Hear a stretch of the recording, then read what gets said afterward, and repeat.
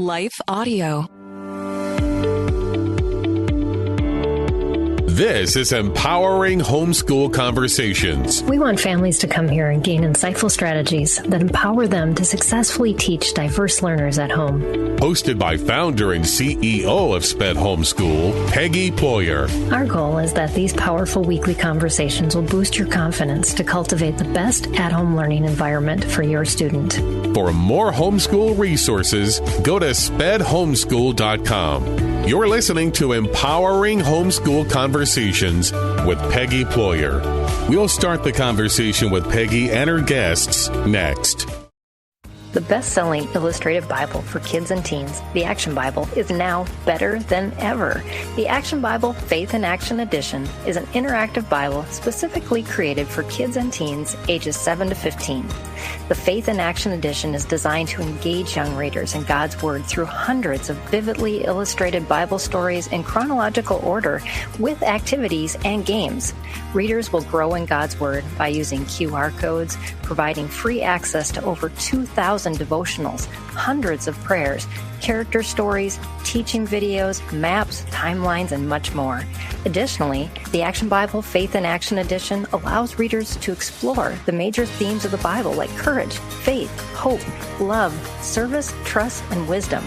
Each theme provides practical advice on how to live out God's Word. The Action Bible Faith in Action Edition is the best interactive Bible you can purchase for your child or teen. Purchase your copy today at Sam's Club, Barnes & Noble, or Amazon. Looking for ways to stay positive? Brighten your day with the Free Story Behind podcast. Hear weekly short stories that showcase true joy, love, and hope. Listen now at lifeaudio.com or by searching for Story Behind wherever you get your podcasts. This is Empowering Homeschool Conversations, provided by SPED Homeschool, a nonprofit that empowers families to home educate diverse learners. To learn more, visit spedhomeschool.com. Here's Peggy Ployer. Today, we're going to talk about nurturing twice exceptional minds, a parent's guide to effective teaching strategies. And my special guest today is Christy-Faith. She's a homeschooling advocate and author of Homeschool Rising and has had more than 2 decades of academic and administrative experience in education. She has worked with every level of education from kindergarten through college, including training teachers, instructing students, and advising families. She co-founded and ran a premier educational center and consulting firm in Los Angeles before experiencing an awakening that sparked her transition into the homeschooling arena. Today, she supports families in their homeschooling journeys through her membership community, podcast, and social media channels. She lives in Colorado with her husband, Scott, and their 4 homeschooled children. Welcome to the show, Christy. I'm so glad to have you here. Oh, thank you. I jumped at the chance. Thank you so much for having me. Absolutely. So we are going to talk about twice exceptional kids and minds. If that is something that's new to you, just know that maybe an easier way to say that is kids who are gifted with a little glitch. And maybe it's a bigger glitch. I love that. But just know that kids that have lots of giftedness can also struggle. And that becomes an even more difficult thing to face as we're homeschooling.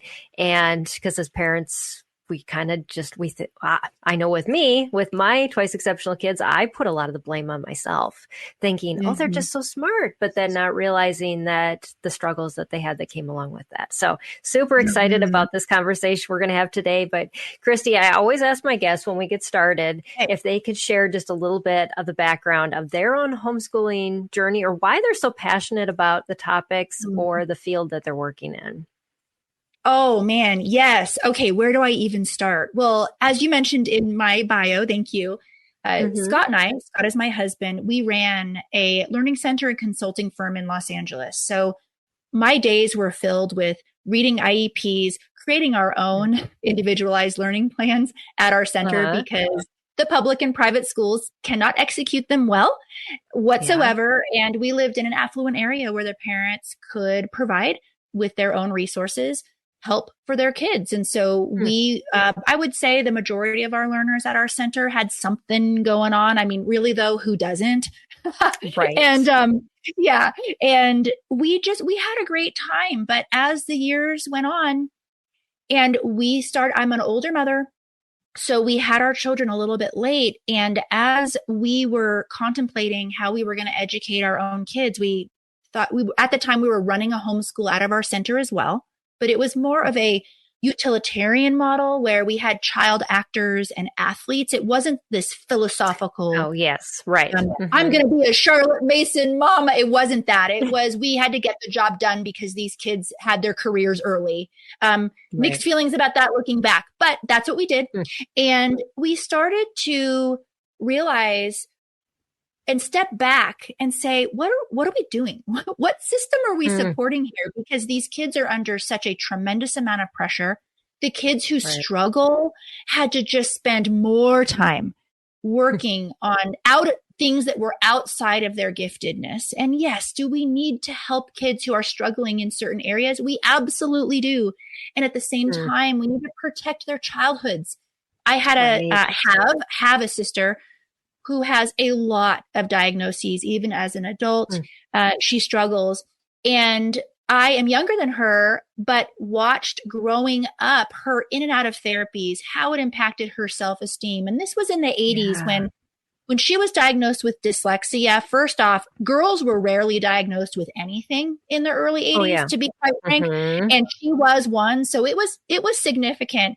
And we had to my family had to deal with teachers who called her stupid, who called her lazy. She was put in places where she felt physically unsafe in some of the classrooms that she was put in because she struggled so much. So watching her grow up, it really ignited a fire in me. Looking back at the time, because I masked what was going on with me so well, because I should make a disclaimer here. I am twice exceptional myself. One of my kids is, at least one so far. I have some younger ones in my house. But I really flew under the radar and struggled myself. And it turned into kind of unhealthy perfectionism because I struggled so much in certain areas. We can get into that later. But basically, I got into education and got into starting our learning center with my husband because I wanted to make a positive, safe haven for kids who struggled. And we helped all kids. We also did prep. We did reading interventions and all of that. But I wanted our center to be a place where kids were excited to go. My sister's experience growing was dread. Another specialist, another hospital, another office, another set of glasses that she didn't wear that made her feel socially unaccepted, things like that.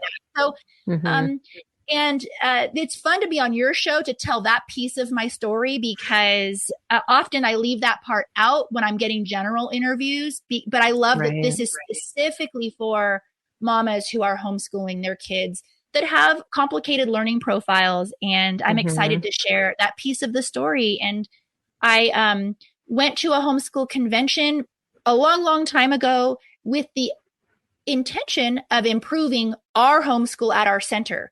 Well, okay. But yeah. And at the time, it's funny because here I am in education. This is my career. I didn't even know there were different pedagogies. They don't teach that to you in teacher training. So I went to my very first workshop on living books and my mind was blown. And from that moment on, I devoured every homeschool intellectual who's done any kind of writing. I just devoured what they were saying so that I could get an intellectual grasp of what these pedagogies are. And then just realized I came home and I said, not even at our own center, if we were to homeschool our kids at our own center, could I achieve what I truly desire for my family, which is creating a different story than what my sister had and a different story than what I had. So that was kind of, you can call it an awakening, you can call it a deconstruction, I don't know, but it was a big kind of, it led us to eventually selling our company, moving across states, me becoming a stay-at-home mom and homeschooling my kiddos.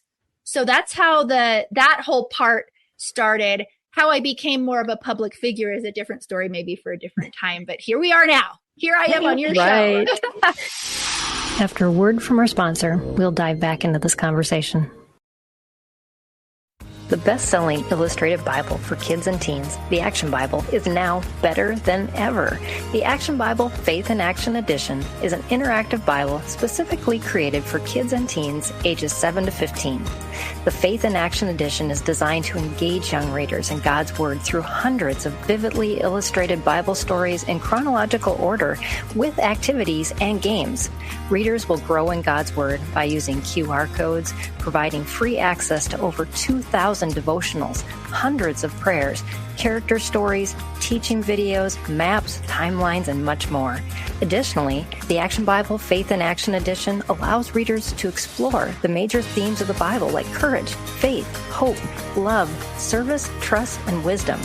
Each theme provides practical advice on how to live out God's Word. The Action Bible Faith in Action Edition is the best interactive Bible you can purchase for your child or teen. Purchase your copy today at Sam's Club, Barnes & Noble, or Amazon.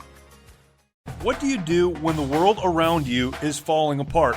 It's amazing to me how many people are breathing air. They're going about their business and doing the things you're supposed to do. But if you really ask them, they know that on the inside, they are spiritually and emotionally and relationally dead.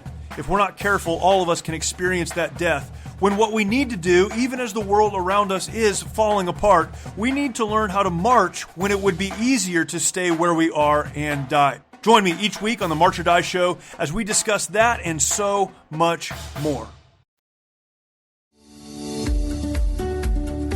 This is Empowering Homeschool Conversations, provided by Sped Homeschool. Go to spedhomeschool.com to get resources and support for teaching your unique learner at home. It's amazing how we get those wake-up times just at the right time. God tends to work, allows us to get those experiences and what we need to take from each place that we've been. Mm-hmm. And, you helped people in that space. Yeah.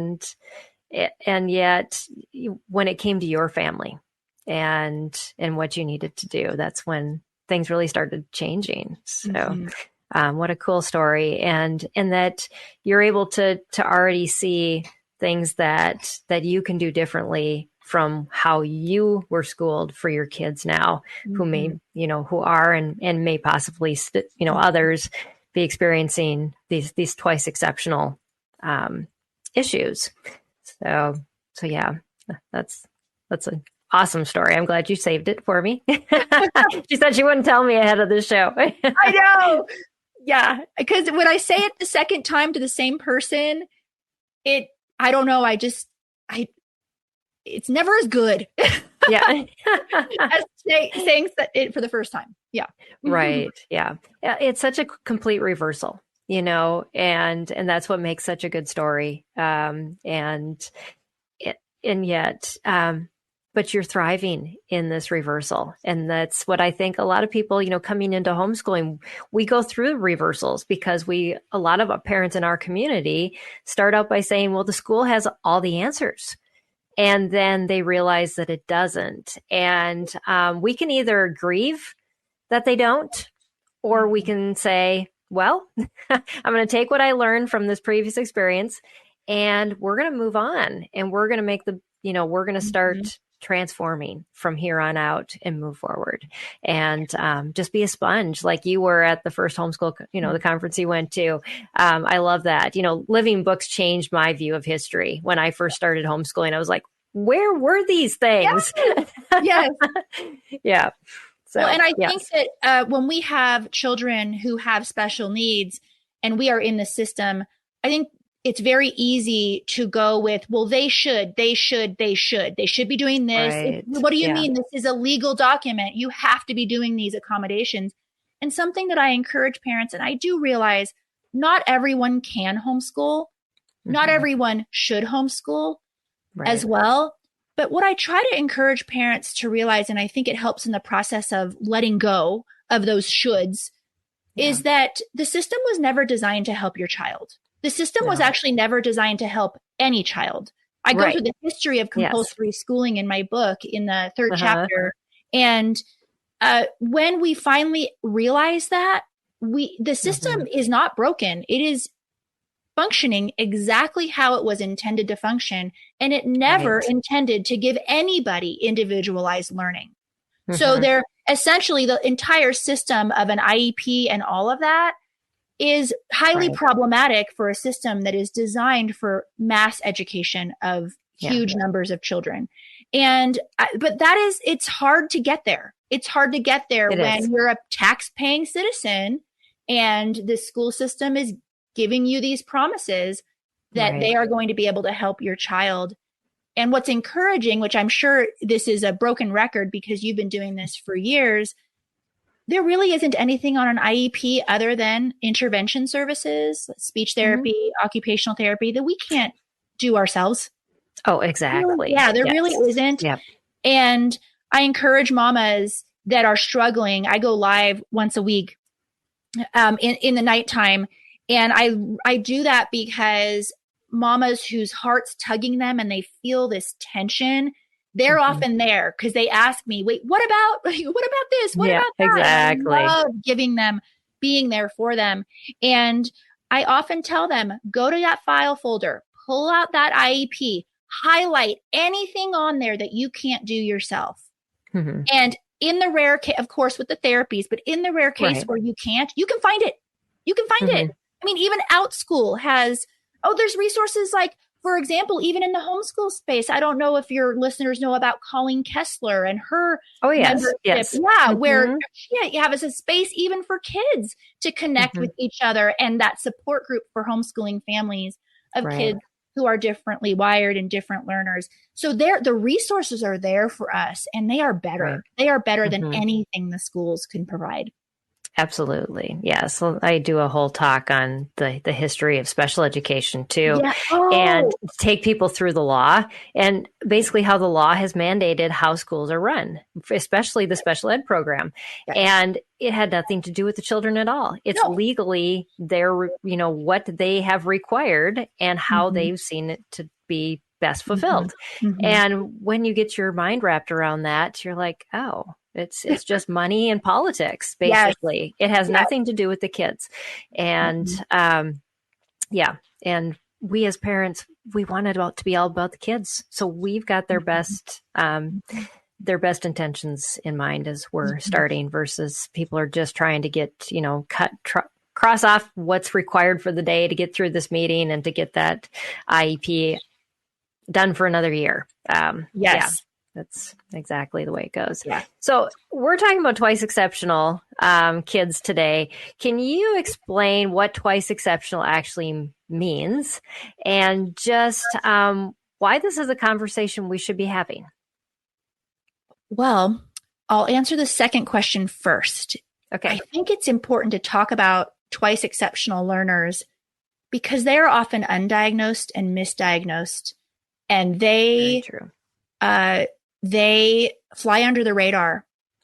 And although the term and the concept has been around over 20 years, I'm excited that there's more buzz and talk about it now because growing up, being a twice exceptional learner myself, it validates my experience. It makes me feel a lot better about the struggles that I did have and how I truly had to work so hard to compensate. And I used my giftedness to compensate for the areas that I struggled in, specifically with ADHD that I still struggle with every single day today. So twice exceptional learners are kiddos or adults, anybody who has exceptional talents or giftedness in one area and then has a learning difference or a diagnosed disability or would be diagnosed disability in another area.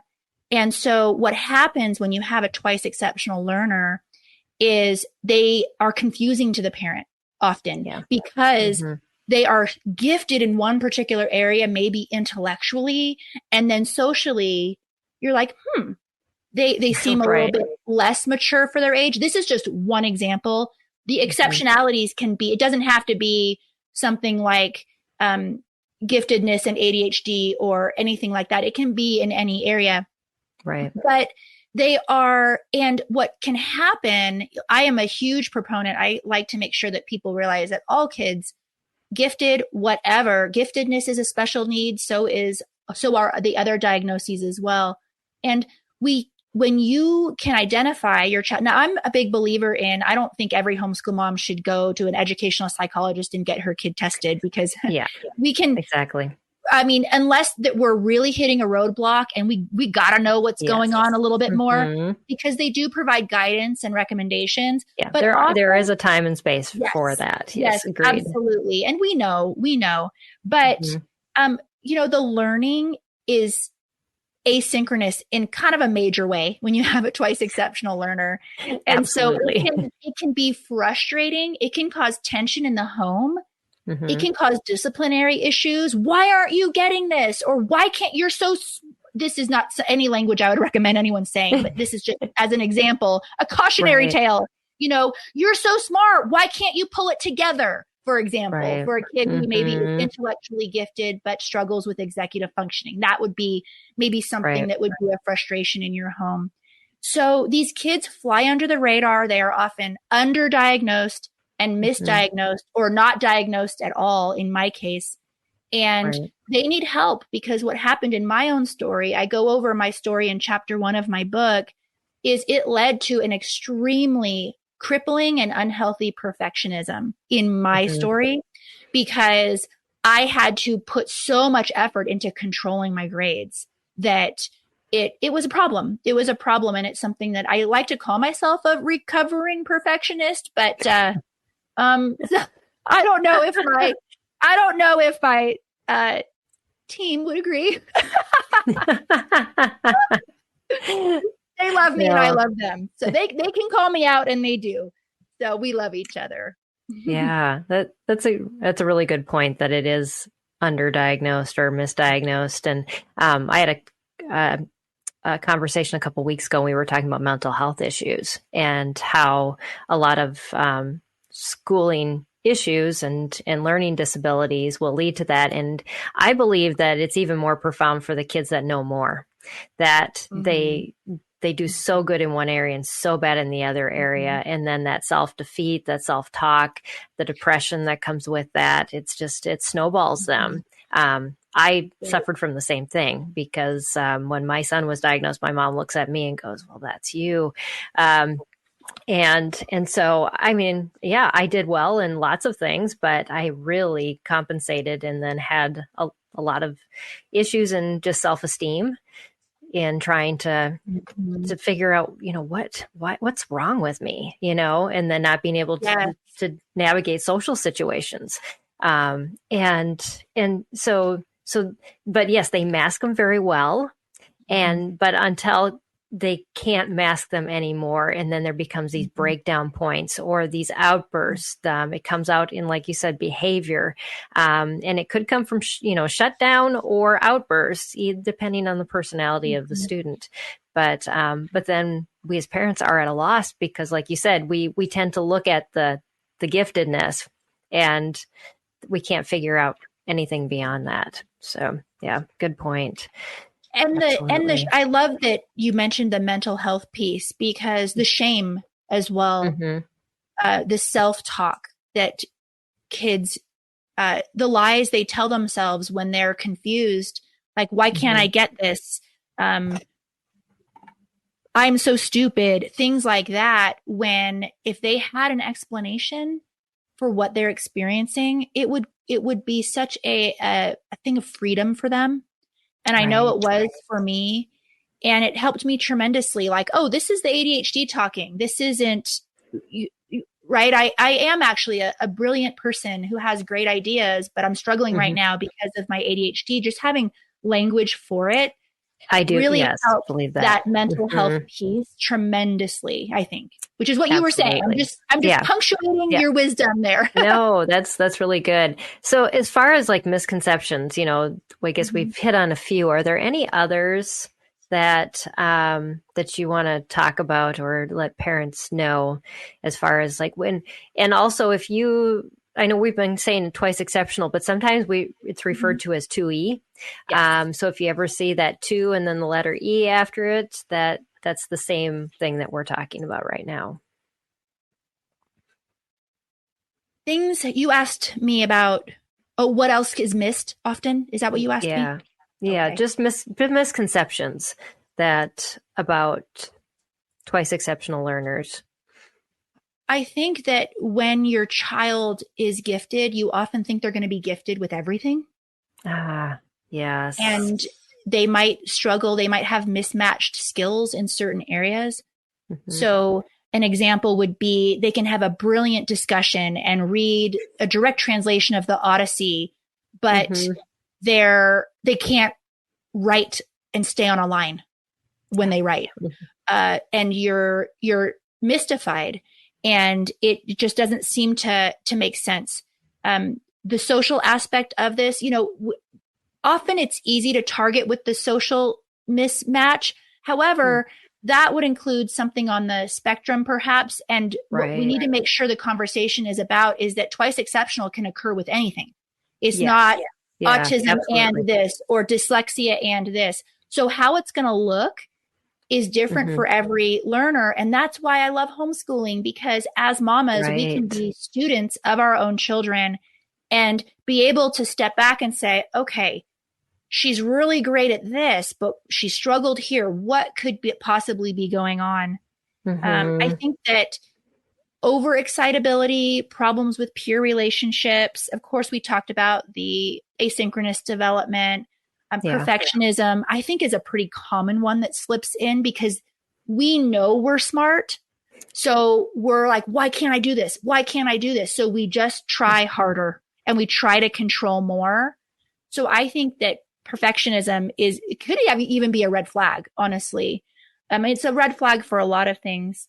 But, and then of course that mental health piece, anxiety and depression, and often gifted people have an extremely robust thought life.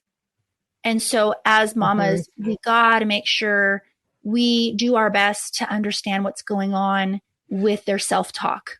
Because, if someone spent a day in my brain, I'm worried for them because there's a lot. It does not stop. It does not stop. So, and that's what our kids are experiencing too, but they don't have the emotional health. Hopefully adults have more emotional health. Their brain development is not done yet. Their frontal lobes are not fully developed. So they do not have the wisdom and the self-regulation and the things that we are capable of. So I think personally, the most important piece to protect with any learner who has any difference at all is protecting the mental health. I truly do, because they're going to be fine. They're going to find a career they love. We all have bright futures ahead of us. We're going to find that. What we have to make sure that we take care of is their mental health. Yeah, because you can have a child that struggles that is persistent, and then you can have a child that struggles that caves in, and so they could have the same struggle. Yes. But the one that is going to succeed is the one that persists through, that has that endurance, that has that ability to see beyond just the current situation and know that there is hope. There's something beyond that. And so that's something that we just have to keep instilling in our kids. And as they're younger, this is much easier. As they get older, those teens, that's when they really start, blaming themselves versus blaming the situation. And so there's a lot to be done when kids are younger before you get to that point. So I'm definitely can see why that, and as you were talking too, one thing that I really thought of was that I've got a friend whose son has extremes kind of this version, is that he really, has so many diagnoses, really can't function on his own, yet his giftedness is yet profound as well. And so that's when you see the larger divide. And yet, sometimes we see the smaller divides where, yes, they're good at a subject. They're maybe just good at a lot of like intellectual things, or maybe like with their hands, but then they can't do anything that they, in school. But, so yes, there's just so many different varieties that you can't say this is what a twice exceptional child looks like. Right. Like you could have a giftedness with problem solving, but a deficit in working memory. And that kid can drive you crazy with math if you didn't understand that. Right? Because you have exactly. Yeah. Because and the problem or the pit we fall into when we come to this, especially as homeschool parents, is like, well, the curriculum must not be working. Right. Yeah. And you try all these curriculums and nothing works because you're not really looking at the child. You're looking at what can fix the child. Yes. And it could be time where you just stop the curriculum and do intervention. Right. I think there is absolutely a time and a place for that. And you will not get behind. When we used to do reading intervention, it was a huge plus if we could at least get the kid to do half days at school. And we were able to do that because we had great relationships with the private schools in our area. We couldn't get it done in the public schools, but we often could in the private. And just to lighten the students' load so that we could get the kid reading. And that is a freedom, a beautiful thing we have in homeschooling where we can put on the brakes, get our children the help that they need, and not worry for not one single second if they're going to be behind, because it's going to help them later. They will, we already know the data with the Matthew effect that kids who are behind by third grade fall behind even more. The rate of their catch up is basically statistically, if it doesn't happen. So, but those are for kids who have to stay in the system while they maybe or maybe not get the interventions that they need. That is not our story for homeschooling. No, families. it's not. We can stop, even if they're in 8th grade, we can stop. We can save them, really, truly save them. We want our kids literate. We want our kids to be able to have the skills. We don't want doors closed for them later. So if anybody today is hearing this and just needed that permission, their kid is they're drowning in the curriculum. They're not seeming to progress in any area. Just ask yourself, if you're a faith-based person, maybe pray about, do I need to stop? Do I need to find a place to get help to do an intervention for a small period of time so that I can set my kid up better later? I don't know. Maybe that just came out of my heart. That was not even anything we had talked about, but I don't know. Sometimes that just, I was supposed to say it. So yeah, exactly. And we've talked many times on the show is that if your child is struggling and you just keep hitting that, wall, yet you keep pushing on it, you're doing two pieces of damage. The first is you're wasting time because you're teaching something your child is not mentally ready for, or emotionally ready for. And also that what you're teaching is falling on deaf ears. Yes. And so you're not only creating a more mental and stable child, a more frustrating relationship between you and your child, but you basically are going to have to go back and redo all that. Yes. It just does not make any sense to keep going forward. So listen to what Christy said. Stop, figure out what's going on, and then move forward with a plan. And if you do need to get somebody else involved with that, whether it's an evaluation or just a good friend that can sit in and give you a different perspective on what's going on. Or if your child's old enough, sit down with them, talk to them. A lot of times, like with my kids, we just had heart to hearts about, and as they got older, I'm like, where are you going with this? Do you want a diploma or a transcript that can get you into college or not? Yes. And if not, then what are we going to do? And what do you want to learn? Yes. And make it's their story. It's their future. Absolutely. And I'm a highly educated person myself, but I love this degree-free movement. I think it's wonderful. I really do. And I'm about to interview someone who is a homeschool graduate who is in the multiple six figures, degree-free. And I think it's important to hear those voices because college isn't a fit for everybody. Right.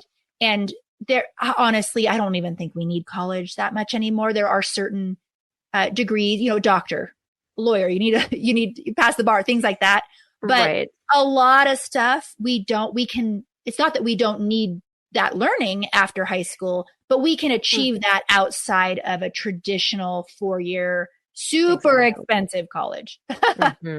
Yes, absolutely. And just those avenues that are open and what your student has a calling for and learning to really go into that.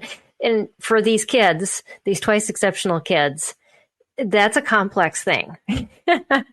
And so really, like you had talked about earlier, studying your child. I love that because we really do have to become students of our child. We have to have them try things out, not like say, okay, you're good at this, so do this. No, let's try this out, see if you like it.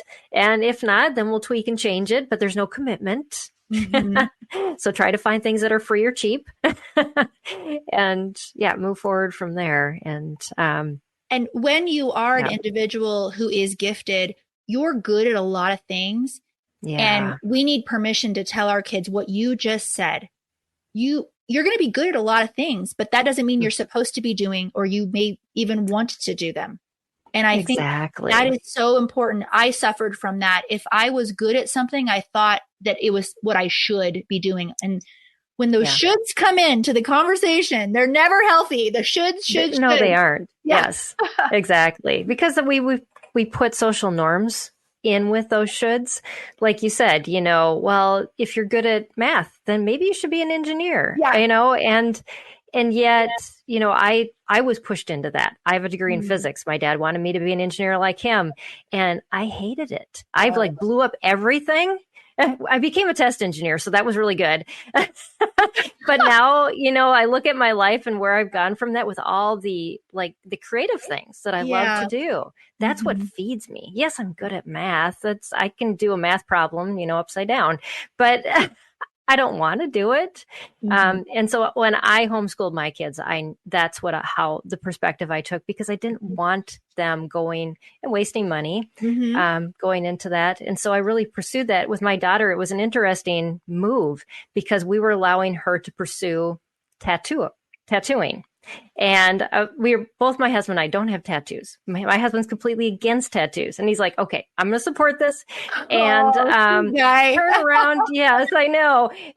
But we're, letting her kind of discover this. And lo and behold, she has had some health issues, which made her not be able to hold a pen. And her realization over her gap year was, I'm not going to love art anymore if I do this. And it's going to be too painful for me. And some other things we've had encouraged her with is that she's just has this really giftedness in details. And so now she's going into archival science. She loves art, but maybe she'll be in the basement of a museum instead of creating the art for the museum. And, but yet, it's a journey, and you have to be able to go on that journey with your kids and be able to explore the possibilities and not say one thing is right or one thing is wrong. And they will be extreme. Yes. So yes, that's just okay. I mean, I'm sure you didn't imagine yourself doing what you're doing right now, ever. No, I'm supposed to be a history professor right now. Oh, okay. Yes. Well, the world is very thankful that you're not, and that you're doing what you're doing. But I will say that pursuing that advanced degree, it made me a decent writer, and I did not know that I was going to be writing a book in the second half of my life. So I would say that I was thankful for those skills too. Yeah. So one of our viewers had asked, what's the name of your book? My book is called Homeschool Rising: Shattering Myths, Finding Courage, and Opting Out of the School System. And Peggy, I don't know if you know this, but did you know that today is pub date today is the publication day.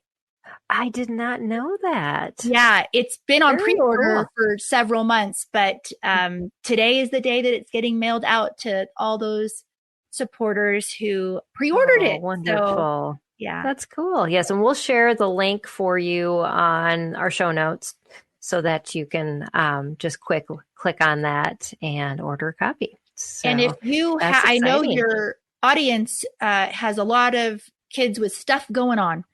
And if you have, this book is actually for homeschool mamas, whether it's your first year or your 10th year, but I wrote it with a tone and in a way that it is a great book to hand to friends and family that may not understand why you are homeschooling your children, specifically the naysayers out there who think that because your child has diagnoses or special needs, you are therefore unqualified.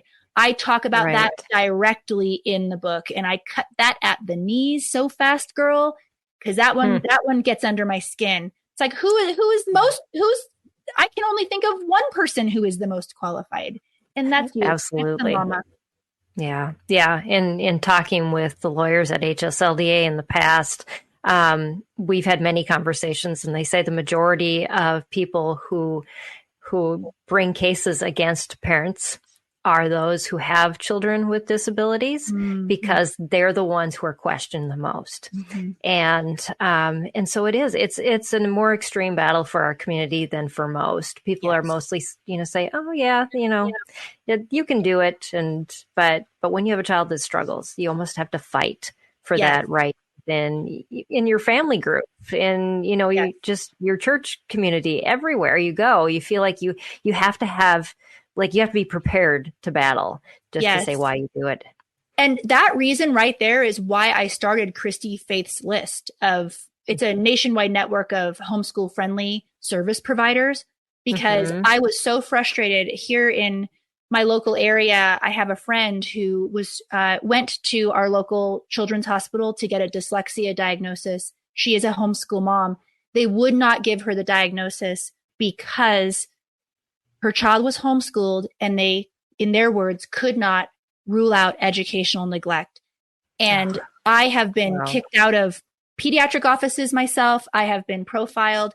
Not every state is antagonistic to homeschooling families. I know I interviewed another mom who, when she goes to the doctor, she lies.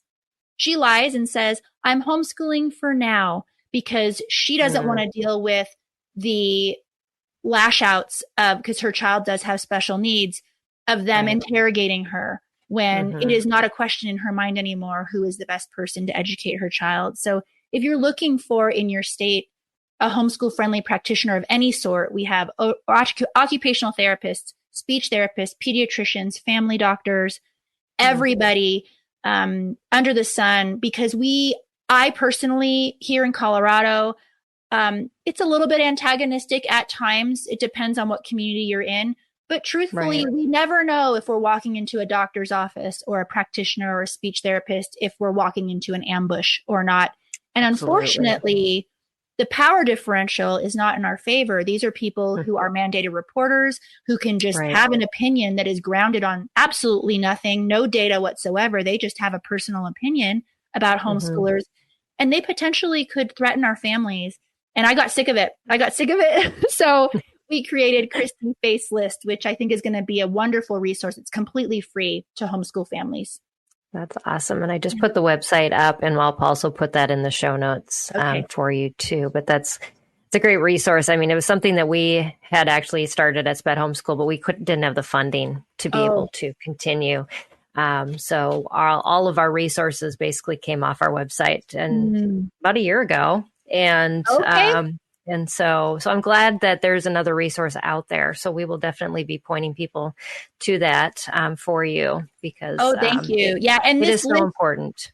Yeah. And it goes beyond, although it includes families where they need intervention services and special needs, but it goes beyond that. It goes to family practitioners.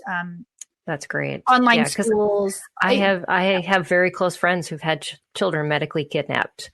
And it is a scary, scary thing. And especially, when you know that what you're doing is right, but yet so many people don't agree with it. It does become like fearful, and you don't want to be doing that. You don't want to be fearful and in your calling. Yes, exactly.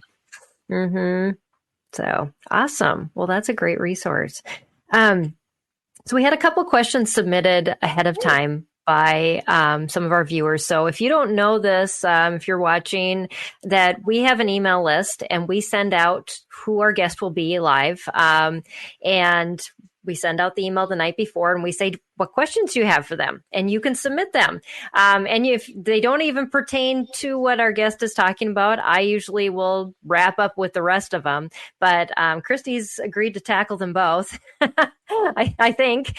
And so we're gonna go over the questions that were submitted this week. But just know that if you go to spedhomeschool.com and join our email list, you will get an alert on Monday nights before we go live so that you can be part of the conversation. That's why we go live. And if you're watching live, you can actually put comments and questions in the feed right now. I know people are watching on YouTube, Twitter, Twitch, Instagram, Facebook, for some reason, didn't go live today. I've been having issues with them. So we have to, because we multi-stream. It's you never know. You just never know till you go live. So, but we'll load up the video afterwards. Okay. So, But anyways, so Deborah asked the first question. She said, my son has many diagnoses owing to his pre-op adoption abuses, prenatal exposures. To most people, he looks normal, whatever that is. We push him daily to reach his potential. How do we know that we know he's reached his academic ceiling? He's 17 and in 6th to 8th grade. I love that question. And first off, when you sent that to me, Peggy, my heart was filled with thankfulness and gratitude. I'm so glad that he's in your home and that you are educating him in a way that fits him. And unfortunately, I think my answer might not be satisfying because my answer is you'll never know. You actually won't. Exactly. And that's why when we have children with special needs, it's vital that it's very easy for us because, and here's the thing, it's not our fault. What I'm about to say is not our fault. We are goal setters. We want our kids, we don't want doors closed for them. So we spend a lot of their educational years growing up looking at where they need to be because yes, we need them certain places. We want our kids to be literate. We want them to have the skills. We don't want doors closed for them. So we are always kind of looking ahead. And what I coach mamas that is vital to do when you have a child with special needs is to look at how far you've come. Yes. To focus on those areas, where they were a year ago, 2 years ago, 3 years ago, or as a kid.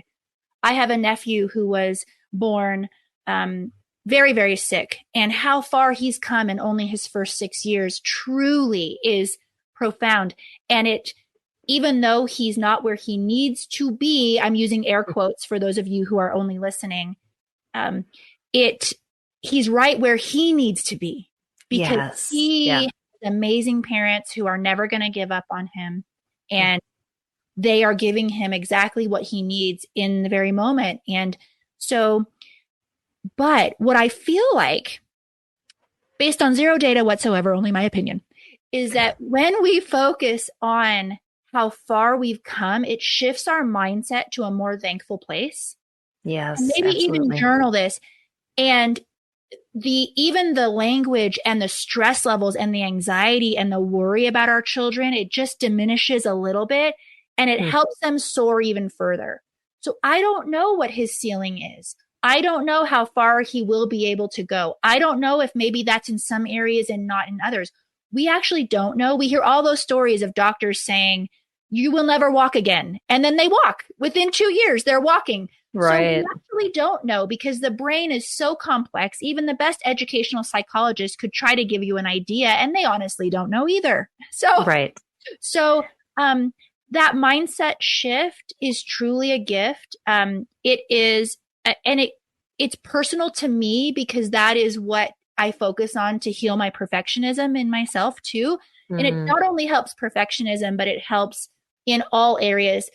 We can't keep focusing on where our kid isn't, because then we lose sight of how far they've come and who they are now and how amazing they are now. And it doesn't mean that you don't still set goals and have them the interventions they need. It does not mean that. What it means is, wow, you've made amazing strides. I can't wait to see how far you're going to go. It just changes the conversation and the mindset. Absolutely. It does. Yes. And Deborah is watching live and she said, that's exactly the answer I expected.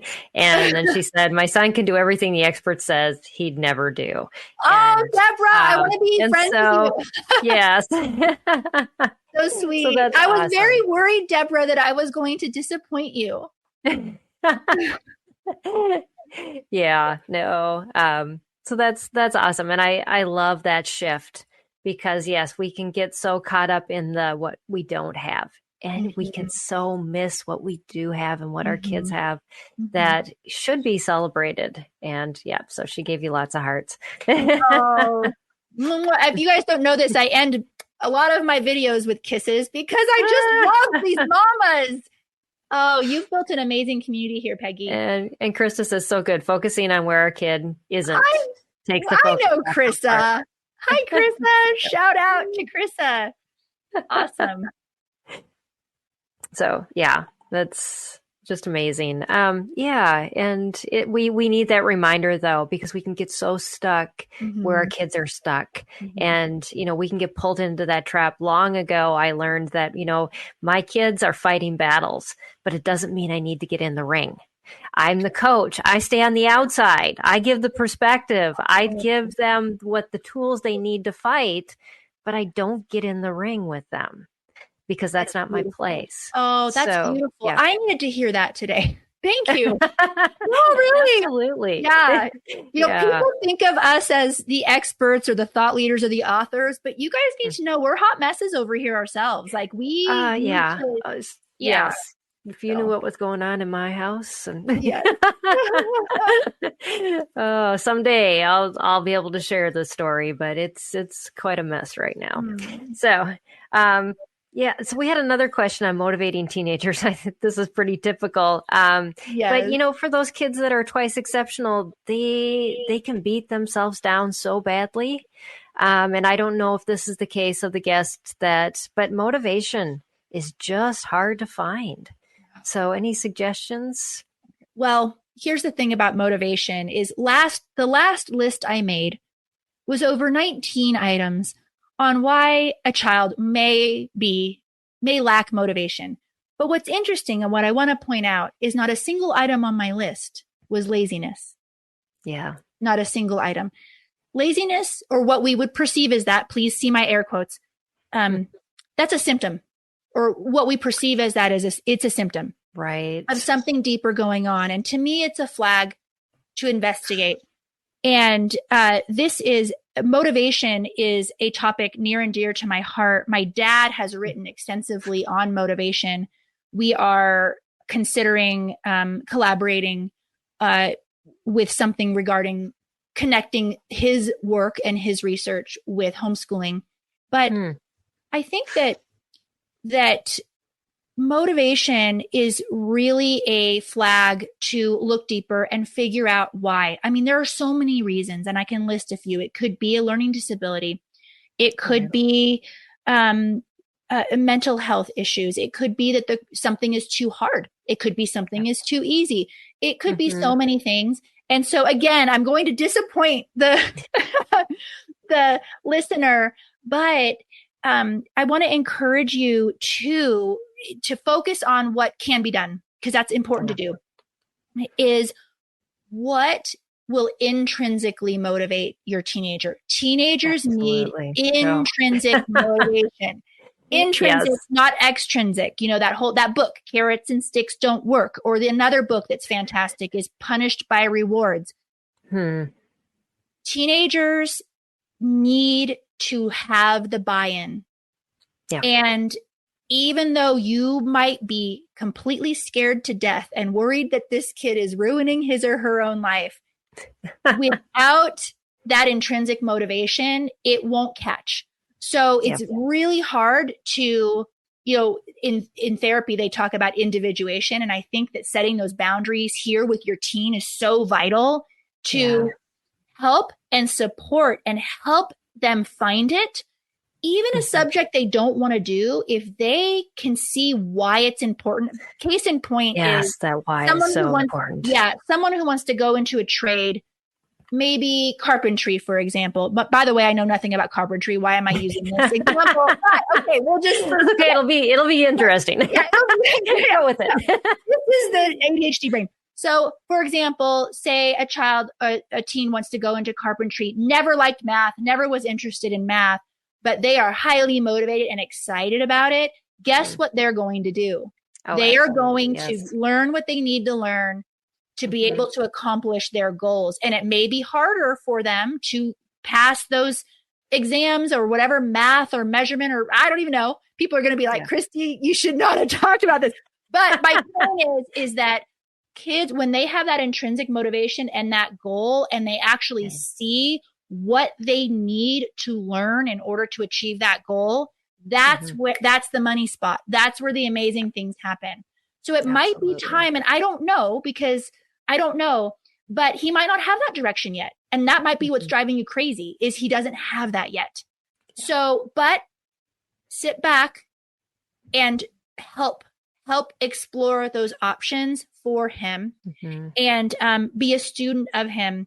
So, but that motivation piece, it's so hard. I mean, gifted kids often present as lacking motivation because they're bored. And so motivation is a challenge. It is quite a nut to crack. It is. And then when you think you figured it out, it changes. Yeah. So, but I think at the underlying level, the hope in it is that we are wired to love learning. God wired us this way. We are wired to love learning. So when we see a lack of motivation, there is a reason, because it's not actually how we were created. So that piece connected with, how do I help my child be intrinsically motivated, and finding that, then that's when things will start to flower. And it might not be right this second for you. It might not. And that kills me, because what I want to do is just fix it. I want to give you the magic answer. And what I want you to know, you're not alone. A lot of people, it's one of my most common questions in Thrive Homeschool Community. It is, so girl, you are not alone. Yes. Yeah. Can you talk a little bit about your community before we finish up? Yeah, I'd love to. So we started Thrive Homeschool Community, and in the community lives the 8-step homeschool success framework. So based on our research, we have discovered 8 areas in the homeschooling life that are basically, if you're working on these 8 areas, you're going to have a successful homeschool. And we call it the 8-step homeschool success framework. Step 1 is finding your why. It's an entire workshop that's 45 minutes, where at the end of that 45 minutes, you will have a sentence that tells you your why. And that can help you reframe everything moving forward. And so we have all the way from the last step is how to fall in love with your homeschool. It's like, okay, Christy, you've told me how to do this, but how do we fall in love with it? But the reason why I started Homeschool Community is I wanted moms to thrive and love this life. It is not a community for kids. It is nationwide. It is online. We have office hours, 4 office hours every month. We have a killer workshop every single month. And we also are about to dive into our spring fail-safe homeschool setup, where all together as a community, we start doing the early work for building a beautiful homeschool for the next year. But what I often say is our biggest fear is that we're going to mess up our kids. Really. Right. Yeah. Honestly, that's why we're doing this. We just want, and so I often say Thrive Homeschool Community is where we build homeschools that our kids will thank us for when they're adults, because it encompasses so much. It's a growth mindset place. If you don't have a growth mindset, You won't like it. It's not for everybody, because we are people that just love to grow. We're willing to look into ourselves and do the hard work.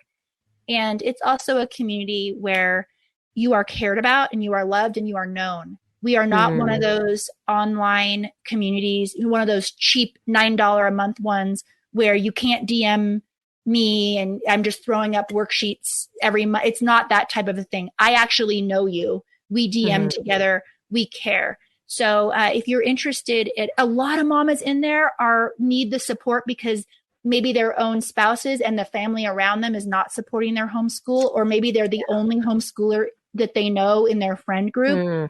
So women who need community and coaching, that's who we attract. And man, it's where my heart is. It's the reason why my email came right. My hello email is 3 weeks behind. And that's why, because I'm in Thrive every day, DMing back and forth with those mamas. I just love doing it. Yeah, that's amazing. And thank you for offering that support, because so many people need it. And it's nice to know that there's communities out there that can really just hold hands, support, lead through, guide. We do need a lot of that. And so if you're feeling like I need some help, let's reach out to Christy. Now, from your website, Christy-Faith.com, is that where they can find that group? Okay. Everything is Christy-Faith.com. Don't forget that dash. Although if you forget the dash, you'll get there anyway. But yeah. And my socials are all, I think on IG, I'm Christy-Faith Homeschool. On TikTok, which is where I started. That whole thing started on TikTok. Oh, no. is Christy-Faith as well. So if you just even put that in the Google bar, you'll find me. Okay, awesome. And I'll put all those links in the show notes too, because I know you gave me all those URLs. So we'll be happy to put those in there. Well, thank you so much, Christy, for this conversation. It's been so good to address the twice exceptional learner and just some misconceptions, some encouragement, wisdom. You've just had so much to share today, and I appreciate all the input that you've had and things that you've had to give our audience, and just the continued work that you're doing. I just applaud you for all that you're pouring into others as well as your own kids at home while you're still homeschooling. Thank you for having me on it. It really was an honor, Peggy. You're a legend, by the way. Oh, thank you. I know. I got a call this week and they were like, everybody's recommending you. And I was like, seriously? Okay. Yes, of course they are, because you're amazing. Yeah. Well, thank you. Well, you had talked a little bit about growth mindset, and next week, our subject is going to be a bit of a growth mindset shift. If you are not into doing things that are new and different, you may not like this topic, actually. We're going to be talking about how to unlock your students' potential with AI. I've got an AI expert. She is actually a homeschool graduate. It's now training homeschool students on how to work with AI because a lot of people are afraid of it. And she said the workforce is exploding, looking for people with these things. So this is the part one of a two-part conversation that I'm going to have with Hannah about AI. First, we're going to talk about how it can help your student now. Not that they're cheating. They're going to use it. I use AI every day too, by the way, because I'm a horrible writer.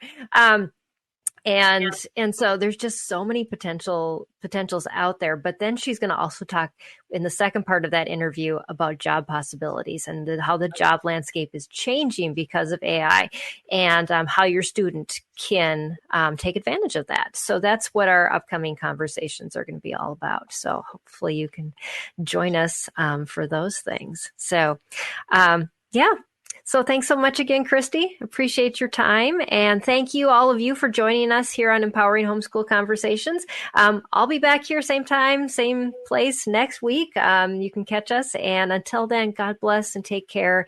And we'll see you all then. Bye, everybody. I want to take just a second to thank the team at Life Audio for their partnership with us on this podcast. If you go to lifeaudio.com, you'll find dozens of other faith-centered podcasts in their network. They've got shows about prayer, Bible study, parenting, and more. This has been Empowering Homeschool Conversations with Peggy Ployer.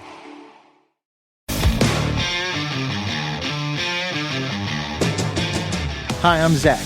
And I'm Randy. And we're from Salty Saints Podcast. We're a theology and apologetics podcast. We hope to better equip you to be salt and light for your community.